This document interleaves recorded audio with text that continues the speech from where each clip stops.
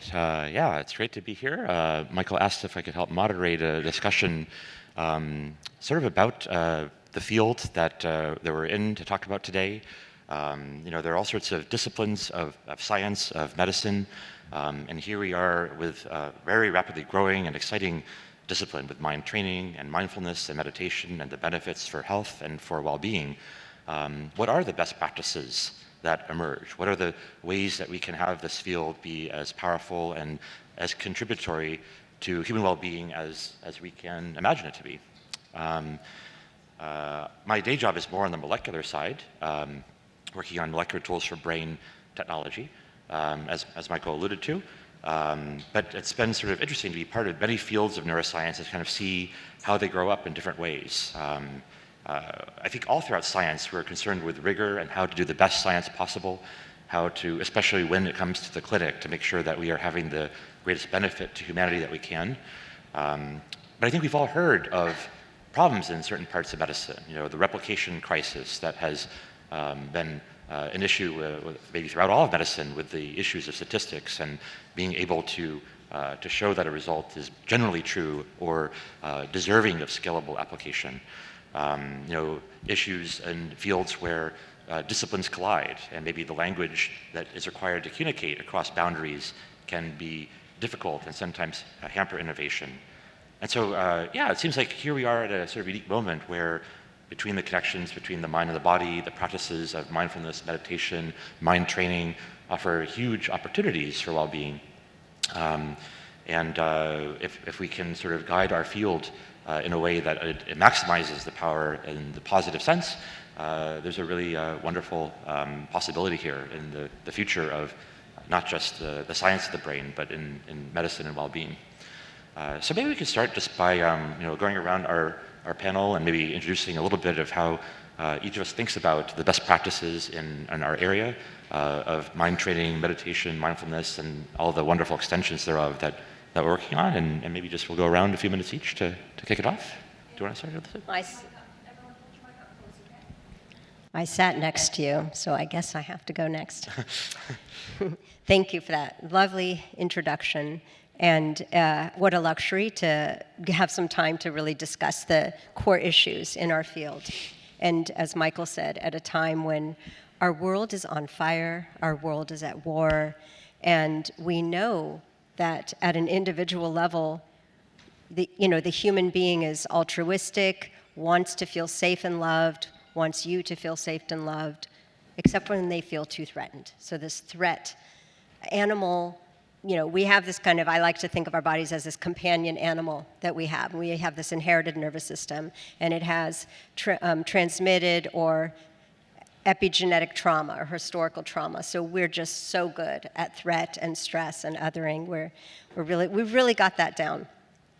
So in my work, when I focus on aging, healthy aging, and how emotional well-being and stress can actually be used towards slowing biological aging. And most of the field is at the individual level. We know a lot about behaviors and mind states to foster. And for me, the biggest question is, to link it to the social chaos, we know that what is that threat response that kind of speeds up our aging and makes us miserable also creates the kind of social fabric, the relational environment that we live in to also be fostering that threat mindset and discord and disagreement and divisiveness. So the question is, with all we know about mind training and the natural states that we have of equanimity and altruism, if we have the right conditions, if we help children develop that, how do we promote that at a public health level? So it's just a simple question. And the gap is that we know how to train it in an individual for short periods. We know how to get technology to help us. We know lifestyles that promote a more meditative life. But we don't know how to scale that up. And for me, what's missing behind all of this is the social ethics, is the actual lived experience of being a person in touch with their, as John Kabat-Zinn would say, their non-self, their connectedness, the humility of being human and having this animal body, brings in all of the social ethics that our ancestors were so great at celebrating with their rituals and their customs and how they lived together. So we've lost that. And the mind training that we're all talking about is also mostly missing the social ethics behind it. And I'll just point one last comment. Will point to a paper that just came online today with my colleagues Richie Davidson and Laura Kubzansky. That the title is "Pro-Sociality is Missing from Public Health." It's the missing ingredient. So I think everything we're talking about today, it starts here. And then we must infuse and live and expand the pro-sociality component. Thanks. I will have to read that paper. That sounds really interesting. What drives me as a fundamental question is, what are major contributors to suffering? And one of the big ones that I've seen is, addiction. And we've even heard, as John Kabat-Zinn talked about, this addiction to self, the me, myself, and I. And so, as a psychiatrist, when I'm working with a patient and seeing where they're suffering and seeing where there might be some gaps in treatment, that motivates me to say, how can we fill this gap? How can we explore this? As a neuroscientist, I've always been curious, and so I want to understand things and how they work in the brain. But also as a translational neuroscientist, I want to see how we can bring the clinical together with the basic neuroscience. And so, how can we take insights that we learn from the neuroscience studies and translate those into real possibilities and scalable change in the real world? And so we've been very involved. You saw me talk this morning about some of the digital therapeutics that we've developed and started testing. But that's one aspect that we're very interested in, is like, how can we take insights and have them scale at the public health level? I love that idea, though, about bringing in the pro-sociality and so that's one question maybe we can all discuss, is how are we bringing that in? Because, for example, often people think of, this is what we think of as the of an app. Somebody's like looking at their app and not looking at the rest of their world. And that, as we've seen and we all know, is the opposite of pro-sociality. So that'd be something to explore more. Hi, everyone. I'll give you just a quick overview of the work that my group does right here, around 1,000 feet away at Neuroscape, a research center here at UCSF. And I'll limit my comments to only mindfulness meditation related research. And from a high level, what I'm really fascinated with is how we can use modern day technology to both understand our minds better and also to enhance them, as opposed to the degradation that often occurs. So I'll just comment on 3 areas, which will probably help frame my discussion here. The first is we've put a lot of effort over the last decade into advancing our ability to understand what happens in someone's brain when they are focusing internally through even very traditional meditation practices. A lot of that work has involved functional imaging and leveraging machine learning to help understand and decode these states. As well as now we have a program that we call MMBS, multimodal biosensing, and it's based on the premise that no single modality is really going to give us true insight into what's happening in our minds. And so with this program, we record, I think, we're up to 180 sensors. It takes around an hour to get hooked up for this, and then trying to understand how people navigate their internal worlds in a way that's accessible to us, including in real time. So that's a combination of biosensor technology, signal processing, machine learning, and neuroscience, something we're really excited about. The second domain is how do we create new types of mindfulness and meditation practices with modern technology.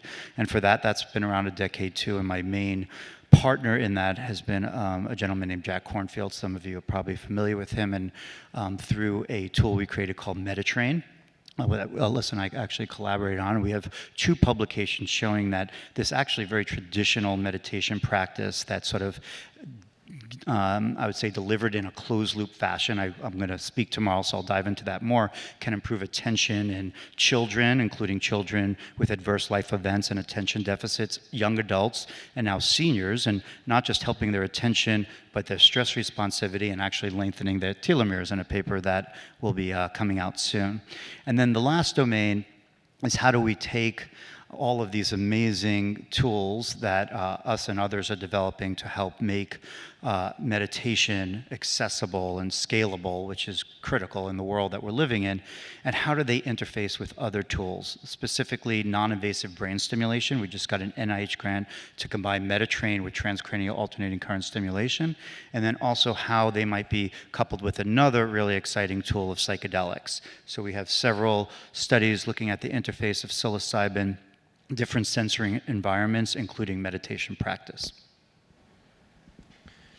Great. Yeah, well, we teed up just a few big and heavy topics there. So, yeah, the social ethics, the science, the synergies with other technologies.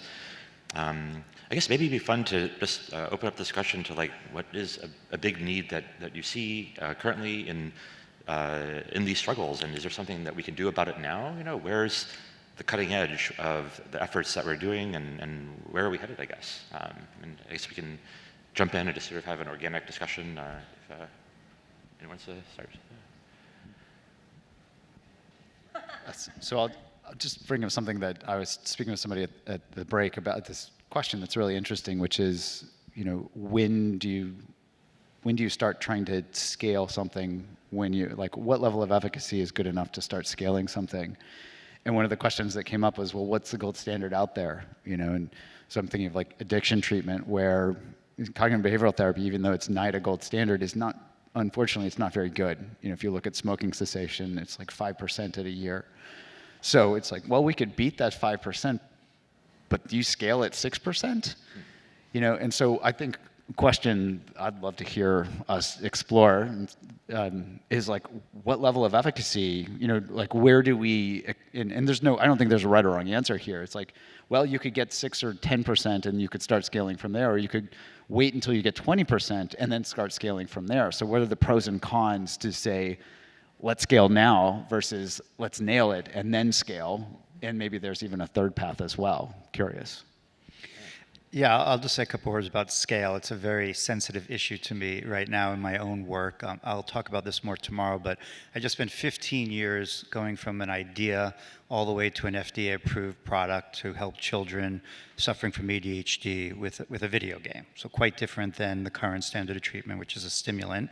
Super exciting, hundreds of people involved, you know, 2 years at the FDA to take a novel product through the pipeline, and now we have to deliver it and scale it. And that word scale is so easy to say and so hard to do. And even when you have incredible need and a product that has over a dozen papers showing that it works, it's still really hard to deliver. And this particular domain that we're talking about today is another area that I think has suffered in terms of scale, and even legends like Jack Kornfield are very cognizant of the fact that not everyone has access to Spirit Rock or a brilliant meditation leader, and the world needs it now more than ever. So scale is something that I care about so much, and I'm finding how hard it is to actually scale and to deliver, and does insurance reimburse, and is awareness out there, and are physicians of the mindset to change how they've treated, even if they've been doing it for 40 years, and how do you go to other countries, and it's just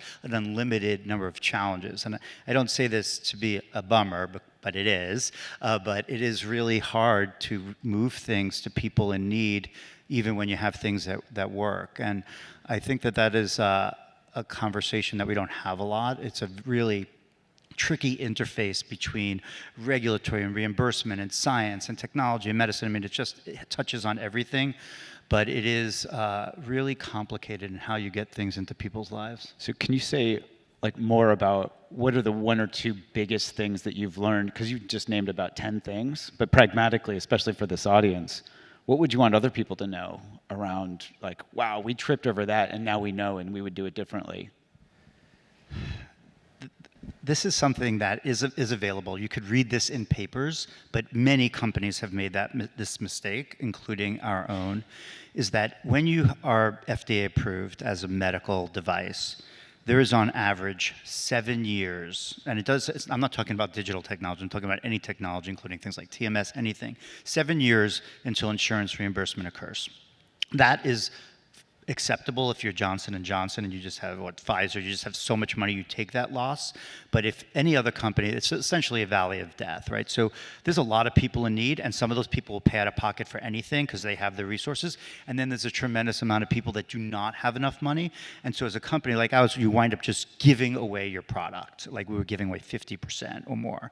And you just can't survive as a company without profits and being able to pay your team. So it is very hard to move a new treatment into the world because certainly in this country, and it varies from around the world, we won't break all that down, but in this country, there is a broken mechanism that takes something that goes through the full scientific multi-phase process and FDA approval and then puts it into hands of people that need it that don't have money. It's just completely broken.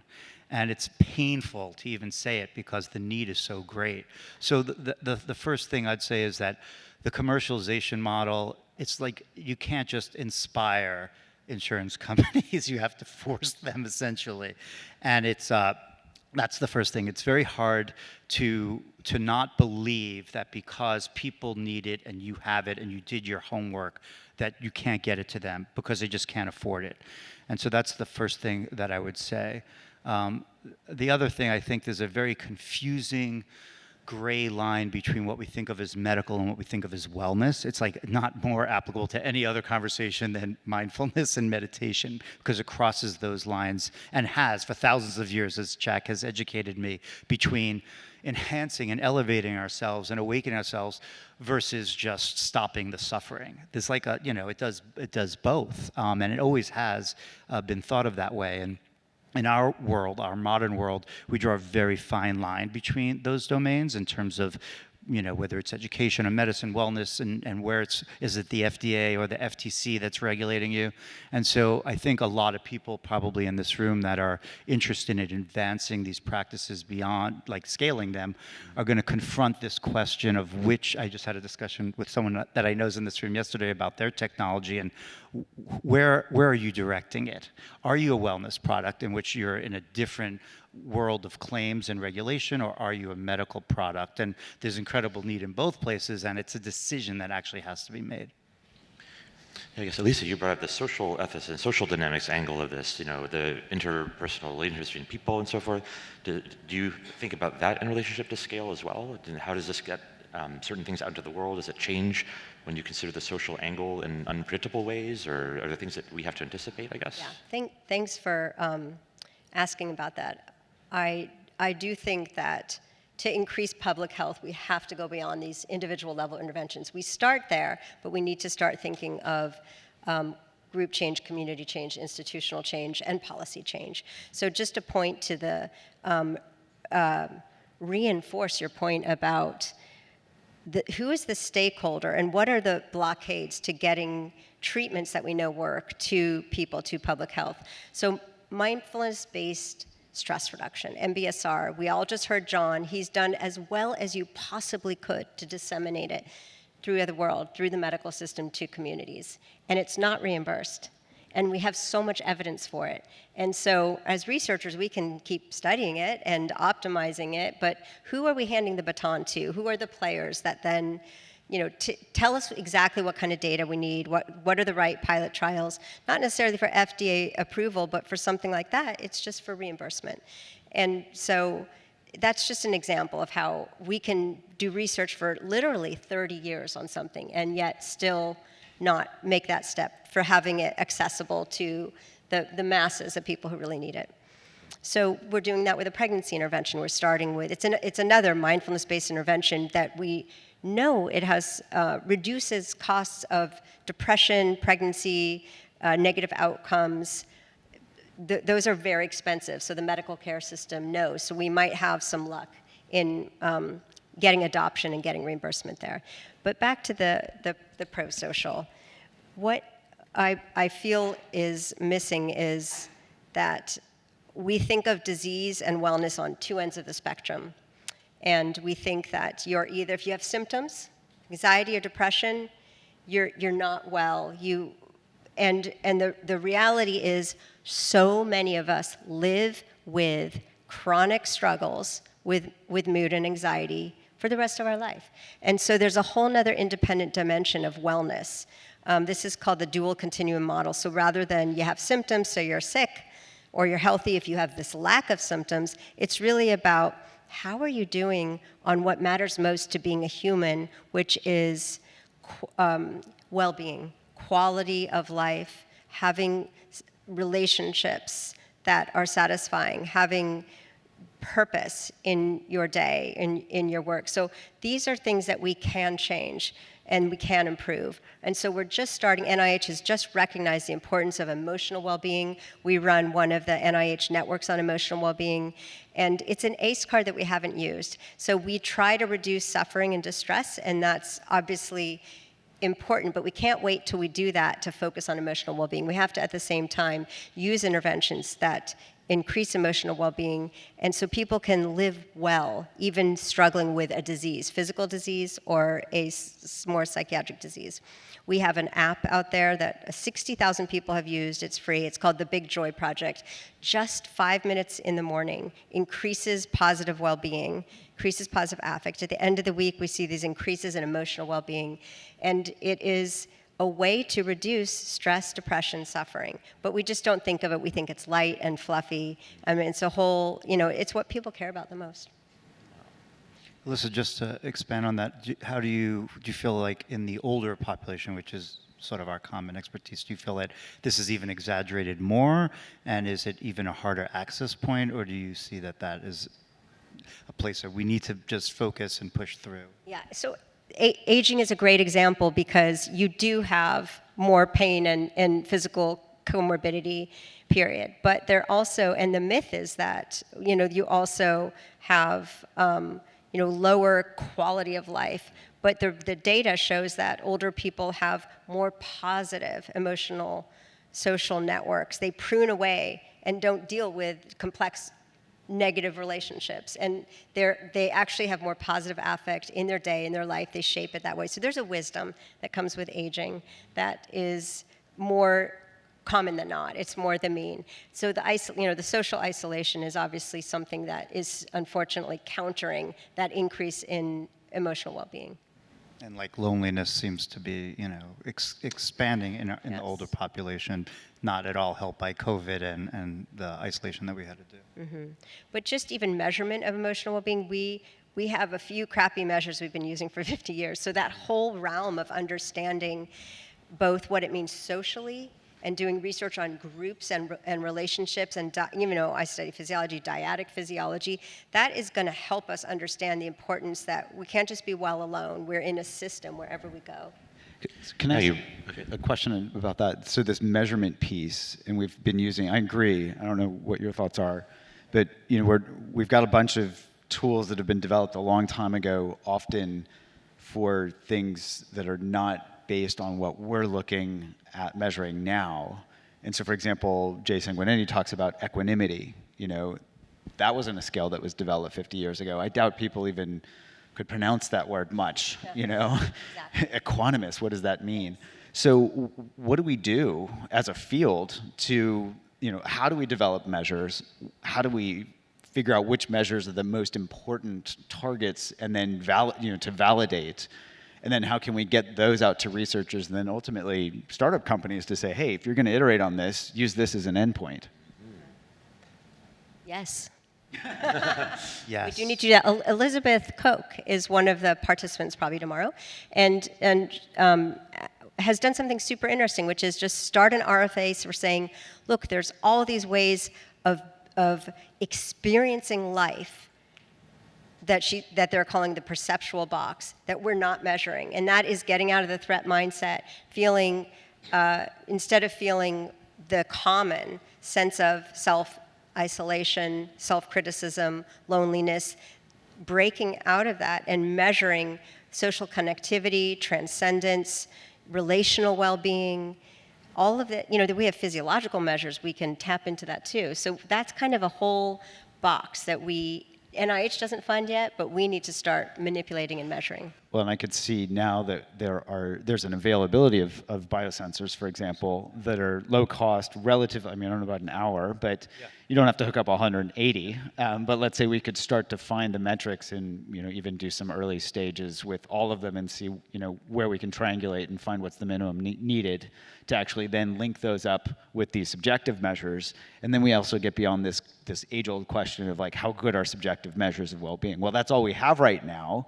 Okay, give us some objective ones. Well, we don't have any that are validated. Yeah. Let's come up with some new subjective measures that actually line up with well-being and truly measure it. Eudaimonia. Is there a eudaimonia scale out there? I don't think so. It's not very good. Fair. So that's the point, right? It's like, what are we actually getting at? So who do we need to bring into that conversation to actually start developing that? I think of user-centered design, and I think often it's been a bunch of scientists sitting around a table with their grad students saying, "Well, let's come up with a measure. I'll get tenure because if we publish on it enough."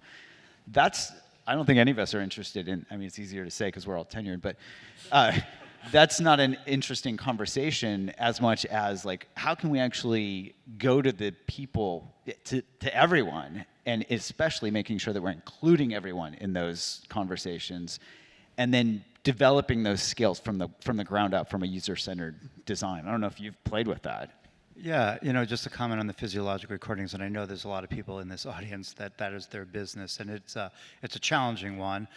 These signals are often very subtle and noisy, and doing it in a lab is hard enough, and doing it in the real world is infinitely harder for all the real world realities that take place when you try to have someone record their own sleep at night. But it is the future, and I think it is a very exciting domain. The reason we're recording 180 channels is because I sometimes question whether or not we know where are the best areas and what are the best sensors to use. So it's really a reduction exercise. It's like, let's bring it all on, then use machine learning to say, you know what, we really still have like an important information density with just this, and this one, and that's it. But we don't know that until we record them all and see how they play together. So its goal is to eventually become something very reduced that can go home. But I really applaud all the people, and I know several in the audience that are developing new technologies, pushing hardware that often sits in the consumer, entertainment, communications domain into products for health and wellness, which is really impressive and very, very hard to do. But we will get there. I think it's really exciting to take what Elissa was alluding to, and you as well, Judd, our lack of sophistication in just surveys and subjective markers, and see how they can be elevated by combining them with the physiology.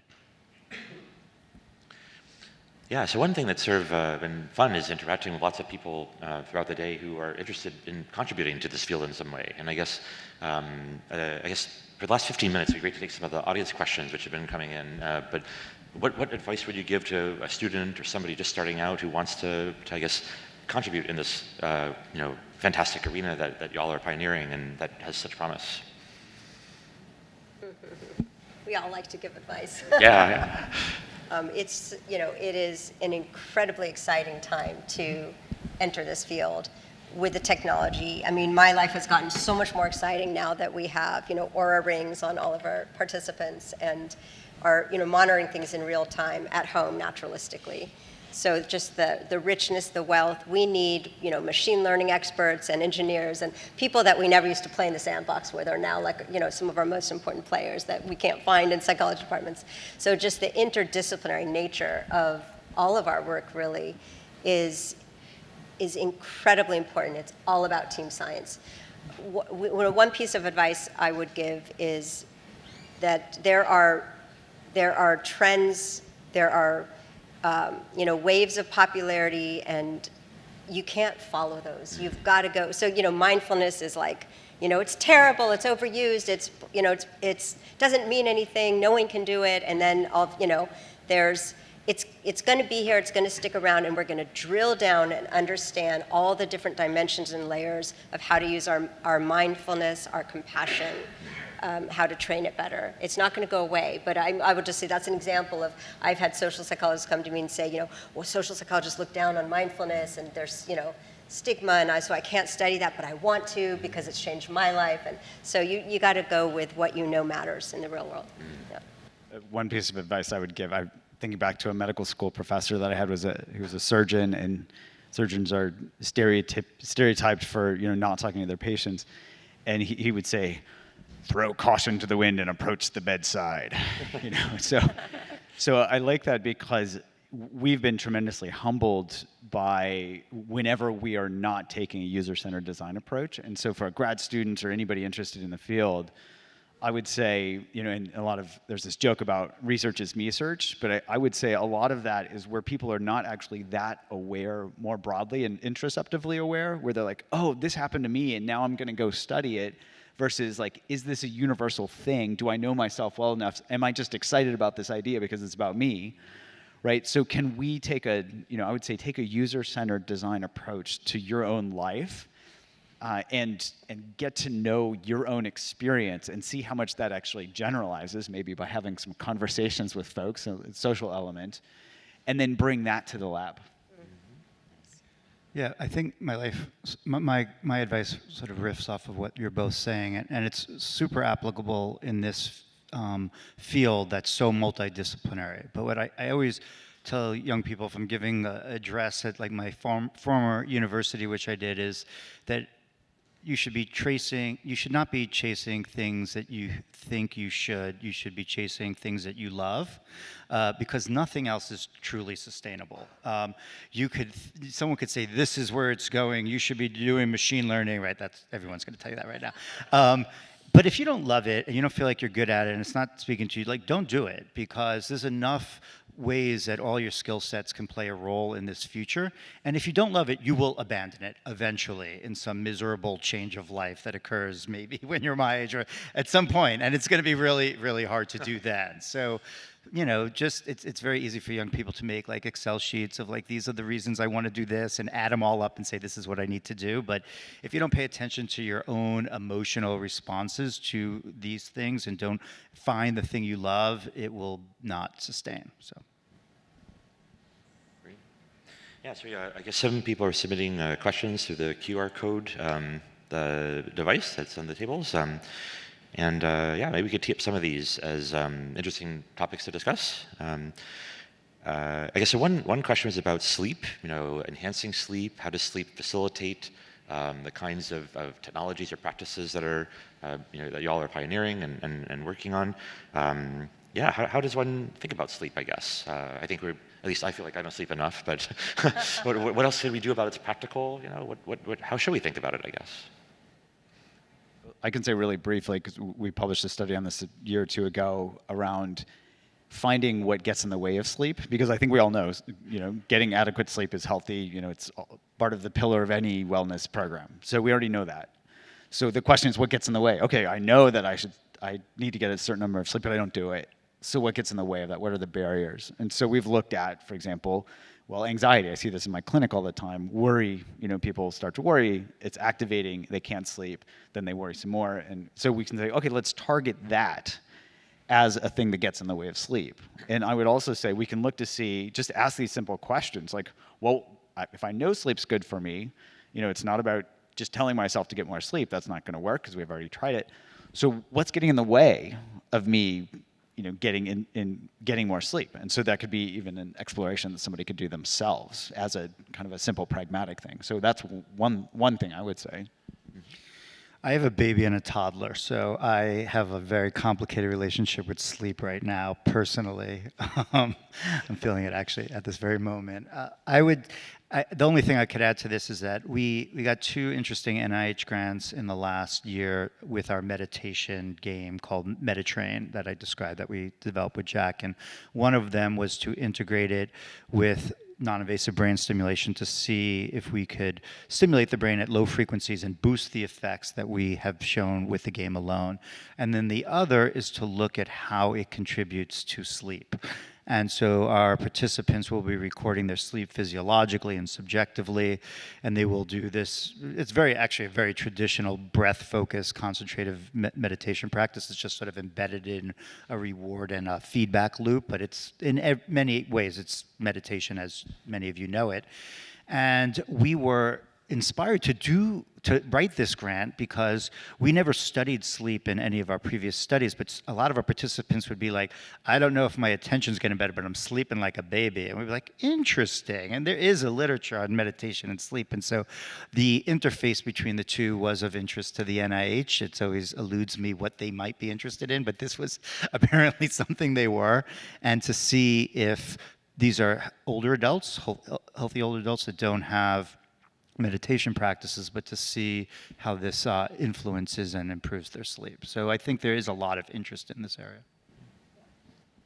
So we study sleep in every study. Oh, sorry. I think of it as the royal road to good mental health that we tend not to study in a granular way. But it's, in all of our studies, we follow people every day, and we're looking at sleep quality, how much they slept, how much they felt joy, how much they had. We have interesting data on physical intimacy, sexual intimacy. Because we study sleep, we need to know why their sleep's being disrupted. And what we know is that daily well-being and sleep, we often just think that our well-being during the day is driving sleep, but how we sleep is clearly driving negative affect, stress reactivity the next day. We know this from many lag studies. So there's a complete bidirectional path. Since I mentioned sexual intimacy, you're probably wondering what we found. We know that that people who do endorse that they've had intimacy, they have, in our both published and unpublished data, they are having better metabolic health, better insulin resistance, lower inflammation, longer telomeres, and better sleep. So, we've only studied couples, but I'm sure that this relates also to self-pleasuring. It's the most phenomenal thing our brain does is have the orgasm. So I don't think that has actually been well studied in terms of this whole mind-body health. I'm so happy that you are moving your bodies. BrainMind Summit has brought into the body. It's really artificial to think of just mind training. It's mind-body training. And so we have Jack Feldman on Sunday, who is one of the rare basic biologists studying breathing. Breathing is a direct path to changing the brain, of course, changing peripheral physiology. So I've become quite obsessed with sleep because we can now look at different stages of sleep and understand what our breathing rate is during the most relaxed moment of our 24 hours, which is deep sleep stages, restorative deep sleep. And it's a very active state that we can now peek into. And what I'll be showing is just early data showing that when we do breathing training in the daytime, we're affecting how much the nervous system can reach its true nadir during deep sleep. It's just amazing how everything is connected, and mind, body, every aspect of each of those things. Let's see. So we have another theme that was teed up in one of the questions here about trauma. And the original question is, how can trauma get in the way of some of these practices and techniques? And I guess one could also turn the question around, can trauma be addressed or alleviated or transformed as well through such practices? So, extreme negative events and transpirations. I'm going to look at Judd. You can start us off on trauma. I think we could spend an entire hour on this, so I'll try to keep it at just a couple of sentences. So one is, there's a growing body of research looking at adverse events related to meditation research, particularly.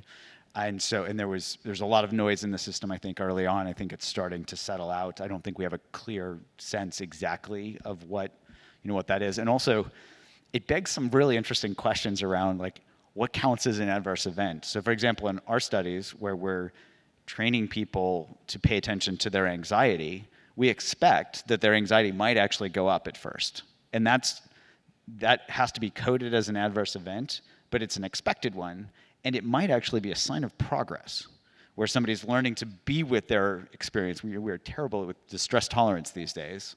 We are a distraction as a distress tolerance measure, which I wouldn't call distress tolerance at all right now, where everybody's trained to just look at their phone. So this type of thing begs a question of, like, well, we need to really look to make sure that our measures are measuring the right thing, and we're not just knee-jerk reactive. The other thing I would say is there's some good work. Tony King and others have done good work with PTSD. So bringing in people who have clear trauma histories where it's affecting their life, they've got post-traumatic stress disorder, and asking the question, hey, can you learn to be with these uncomfortable emotions? And, again, it's a relatively young field, but they're finding some good results there. Doesn't mean that it's for everyone, and I think it's really important that we really start to dive in, and the larger the studies get, the larger the sample sizes we get, we can start to see for whom, it might be a contraindication. But I haven't seen yet any clear measures. Often people say, well, if somebody has a trauma history, be careful.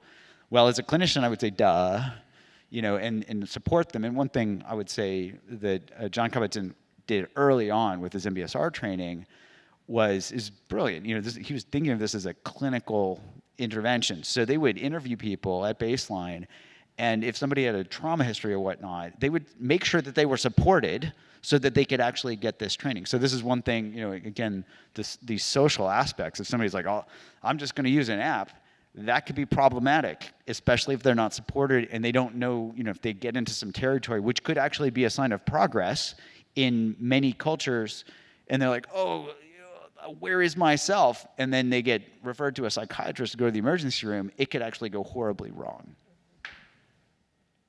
Next, what would you say? Oh, all right. Okay. So I study stress, which means I also study trauma. And good news and bad news. The bad news is that when you try something, you're going to get more anxious at first in general. And so social safety is what we want to foster. We can't even try a meditative or contemplative practice unless we feel safe. We can't engage fully with our attention. And so thinking, this meditation hall is safe and everyone should feel safe, it's all relative. Social safety, we want to feel safer. And so everything, is the world of mental health is turning toward trauma-informed sensitivity, which is an incredibly important advancement. Even in schools, we have trauma-sensitive classrooms. The normalizing this trauma response that we carry, knowing that you might have been born with it, with epigenetics, is a really important awareness for people. BIPOC trauma, racial trauma. I mean, we are living in a world of provoked trauma, and the question is, do you have PTSD symptoms from the trauma? We've all experienced trauma. We're all experiencing collective trauma, watching, war right now. But it's how much are we creating the defensive habit loops around it? So that is, the good news is that if you have trauma, you are more neuroplastic and open to greater change with contemplative trainings. And I shouldn't say that as a general statement, but I will say that my group has studied retreats, meditation retreats, and others have, and we find more improvement in people with trauma when they stick with it. This is not their first retreat is going to be very emotional, and they're going to need support. We've studied experienced meditators and novice meditators, and what we find is that, in people with early trauma, they just score high on anxiety, depression, stress. That's their calibration of their nervous system. But in our meditators with early trauma, there's no relationship between their early trauma and their mental health, or no, very small relationships. So they have clearly conditioned themselves through meditation. That's why we find at our retreat centers a lot more people have early trauma, so it's a magnet for them. It's not going to work for everyone, but it is one path. And I'm very much in favor of body-up strategies, hormetic stress, hyperthermia, cold exposure, HIIT, for entering practices rather than sitting with meditation when you're coming in with PTSD symptoms.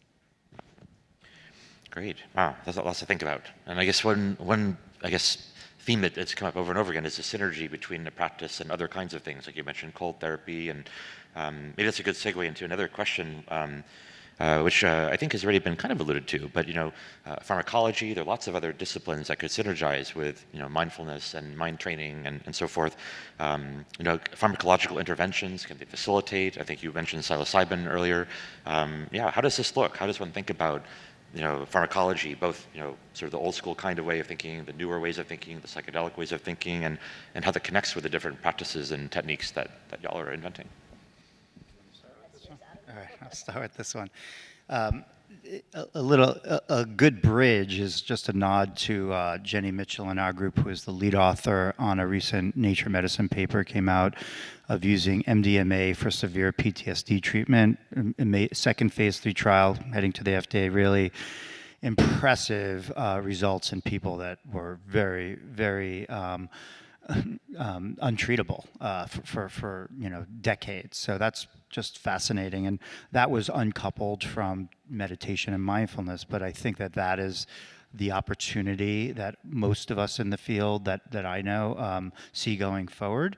And there's all sorts of opportunities that are unexplored. This is almost like an open meadow for research possibilities, right? We've had this dominant paradigm of a pill to fix our ailing minds, right? Molecular medicine, drugs, pill. It's like what many people literally think is synonymous with medicine is a pill, which is not true at all, right? That's just like an incredibly good marketing campaign for most of our lives. But there's so much more that we can do, and unfortunately, many things like meditation and mindfulness in particular, or in the list, are marginalized as alternative. Like that's for like Northern California or somewhere else, but that's not mainstream medicine. Mainstream medicine is the pill. And that has to change because that's not working.